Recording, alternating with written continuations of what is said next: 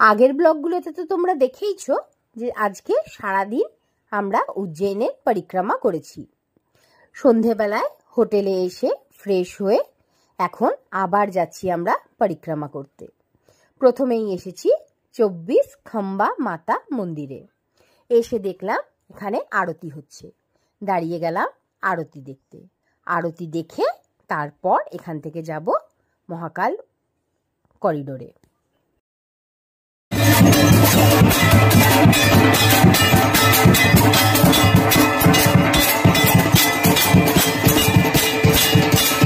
উজ্জয়িনীর এই পবিত্র নগরীতে, যেখানে প্রতিটি পাথর যেন দেবত্বের কাহিনী বলে, সেখানেই অবস্থিত প্রাচীন 24 খাম্বা মাতার মন্দির। 20টি স্তম্ভে দাঁড়িয়ে থাকা এই মন্দির শুধু স্থাপত্যের বিস্ময় নয়, এটি বিশ্বাসের প্রতীকও বটে। ভক্তদের বিশ্বাস 24 খাম্বা মাতা উজ্জয়িনী শহরকে অশুভ শক্তির হাত থেকে রক্ষা করেন এবং সকলকে সাহস ও শক্তির আশীর্বাদ দেন। প্রতিটি স্তম্ভ যেন এক একটি দেব শক্তির প্রতীক, যারা একত্রে শহরের চারপাশে সুরক্ষা বলয় তৈরি করেছে। মন্দিরের প্রবেশ করলেই অনুভব করা যায় শতাব্দীর পুরনো সেই দেবীর শক্তি, নিঃশব্দ মন্ত্রোচ্চারণ আর মাতার উপস্থিতি। 24 খাম্বা মাতা মহাকাল নগরীর চিরন্তন রক্ষা কর্ত্রী।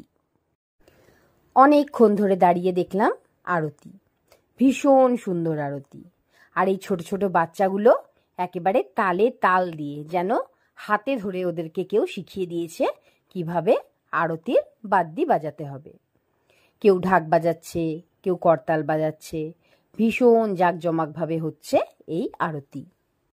আশেপাশের লোকাল লোকরা সবাই এসে জড়ো হয়েছে এই আরতি দেখতে। চলো সবাই মিলে আগে মাকে প্রণাম করে নিই। আরতি শেষ করে এবার আমরা হেঁটে হেঁটে যাচ্ছি লোকাল মার্কেটে। মন্দিরটাও তো একেবারে মার্কেটের মধ্যেই ছিল, তাই জন্য আমরা যে দোকানটাতে খাওয়া দাওয়া করছি সেই দোকানটা এখান থেকে 2-1 মিনিটের ডিস্টেন্স। পায়ে হেঁটেই যাচ্ছি দোকানটাতে। ওখানে কিছু স্ন্যাক্স খাবো, তারপর ওখান থেকে যাব মহাকাল মন্দিরে। চলে এসেছি সেই রেস্টুরেন্টটাতে যেখানে কালকে আমরা ডিনার করেছিলাম। এই রেস্টুরেন্টটার সাথে তো তোমাদের কালকেই পরিচয় করিয়ে দিয়েছি, তবে আজকে ঘুরে দেখাবো রেস্টুরেন্টটাতে কি কি পাওয়া যায়। আমরা এখন আছি সুইটস অ্যান্ড স্ন্যাক্স কর্নারটাতে। মেন কোর্সের কর্নারটা উপরে, ওখানে রাত্রে আবার ডিনার করতে এসে তোমাদেরকে দেখাবো। এখন দেখাই তোমাদেরকে সুইটস অ্যান্ড স্ন্যাক্স কর্নারটা ঘুরে। সব ধরনের মিষ্টি এখানে পাওয়া যায়। মিষ্টির দাম হয়তো একটু বেশি, কিন্তু কোয়ালিটি ভীষণ ভালো। পুরোটাই ঘিয়ের মিষ্টি আর প্রচণ্ড সেল, তাই মিষ্টিও প্রচণ্ড ফ্রেশ। এখানে আছে মুগ ডালের হালুয়া আর ওয়ালনাটের হালুয়া। মুগ ডালের হালুয়াটা 1000 টাকা কিলো আর ওয়ালনাটের হালুয়াটা 1300 টাকা কিলো।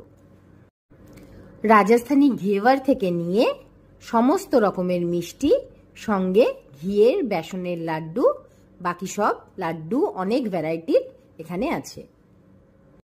সঙ্গে আবার স্ন্যাক্সের জন্য ধোকলা, ফাপড়া, প্যাটিস এইসবও পাওয়া যাচ্ছে। ভ্যারাইটি রকমের নামকিনসও পাওয়া যাচ্ছে এখানে। মোট কথা একটা কম্প্যাক্ট খাওয়ার জায়গা। যত সুন্দর রাত্রের মেন কোর্স, ডিনার, লাঞ্চ, তত সুন্দর স্ন্যাক্সেরও আইটেম। কোনো না কোনো আইটেম চয়েস হয়েই যাবে। অদ্ভুত টেস্টের জলেবিও। ড্রাই জলেবিগুলোকে ভেজে রাখা আছে, অর্ডার করলে সেগুলোকে রসে ডুবিয়ে দেওয়া হচ্ছে। একদম ক্রিস্পি জলেবি। আমরা তো সবাই মিষ্টির পোকা, প্রচুর রকমের মিষ্টি আমরা এখান থেকে ট্রাই করেছি এবং ঘরের জন্যও কিনে এনেছি। যারা ভাবছেন মিষ্টি পার্সেল করে ঘরে নিয়ে যাবেন অথচ মিষ্টি রাস্তায় নষ্ট হয়ে যাবে কিনা, ওরা গ্যারান্টি দিচ্ছে 10 থেকে 12 দিন মিষ্টি একদম নষ্ট হবে না। আমরাও কিনে এনেছি, মিষ্টি কিন্তু একদম অরিজিনাল টেস্টেরই ছিল, একটুও নষ্ট হয়নি।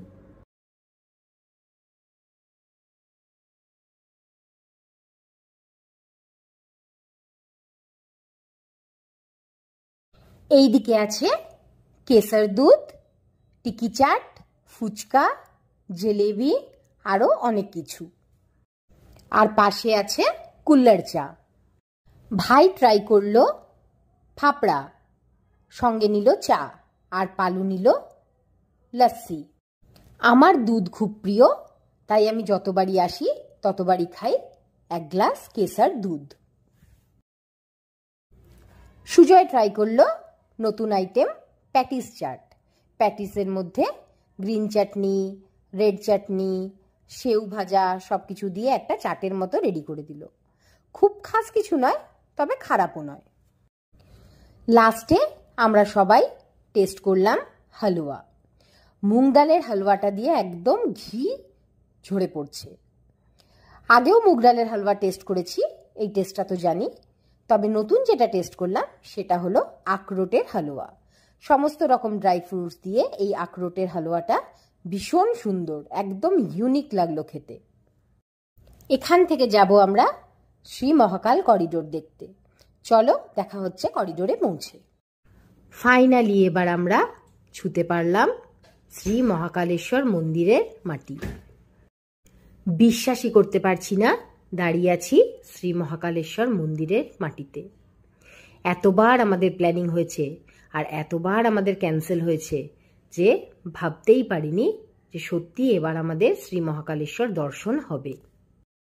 এবার পুজোর পর যাও বা শ্রী মহাকালেশ্বর দর্শন আমাদের কনফার্ম হলো, পেলাম না কিন্তু একটা আরতিরও টিকিট।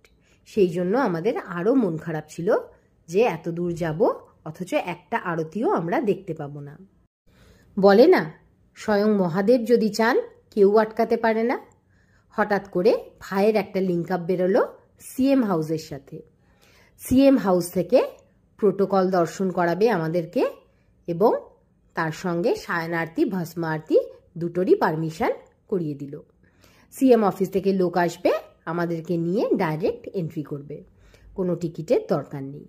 তবে আপনারা যারা উজ্জৈন প্ল্যান করবেন তারা টিকিট যখনই অনলাইন খুলবে 2 মাস 3 মাস আগে, তখনই চেষ্টা করবেন টিকিটটা কেটে নেওয়ার। 1 মিনিটের জন্য লাইন খোলে 15 দিনের জন্য, সেই 15 দিনের টিকিট 1 মিনিটের মধ্যে পুরো সোল্ড আউট হয়ে যায়। এখানে আরতির টিকিট নিয়ে কিন্তু বিশাল খেলা চলে। একজন 5,000, 10,000, 15,000 টাকা পর্যন্ত দিচ্ছে এই প্রোটোকলের টিকিট জোগাড় করবার জন্য। এখানে একটা প্রোটোকল কাউন্টারও আছে, সেখান থেকেও আপনারা টিকিট নিতে পারবেন। তার জন্য আগের দিন রাত 12টার সময় লাইন দিতে হবে। প্রোটোকল কাউন্টার খুলবে, ওদের হাতে যটা টিকিট থাকবে সে কটাই দেবে। তারপর আবার প্রোটোকল কাউন্টারেও কিন্তু রেস্ট্রিকশনস আছে। সুতরাং যারাই এই উজ্জৈন আসবেন তারা কিন্তু চেষ্টা করবেন আগে থেকে এই আরতির টিকিটগুলো কেটে আসতে। আমরা যেহেতু আজকে সায়ন আরতিতে ঢুকবো, তাই জন্য আমরা আর এখন জেনারেল লাইন দিয়ে বাবার দর্শন করছি না, একবারে রাত্রেবেলাতেই সায়ন আরতির জন্য ঢুকবো। এখানে টোটাল 4টে আরতি হয়। মেন হচ্ছে সায়ন আরতি আর ভোরবেলার ভস্ম আরতি। পার হেড টিকিট লাগে 250 টাকা। যদি আপনি টিকিট পান তাহলে আপনার মাথা পিছু লাগবে 250 টাকা করে। কিন্তু আরতির টিকিট ব্ল্যাক হচ্ছে এখানে। একজন 10,000, 15,000 পর্যন্ত দিতে রাজি একটা আরতি দেখার জন্য। অনেকেই এসে কানের পাশে বলে যাবে আপনাদেরকে এন্ট্রি করিয়ে দিতে পারবো আরতিতে, কিন্তু প্রচণ্ড স্ট্রিক্ট চেকিং। যদি আপনারা নেন ওদের থেকে টিকিট, তাহলে কিন্তু অথেন্টিকেশনটা চেক করেই টিকিট নেবেন।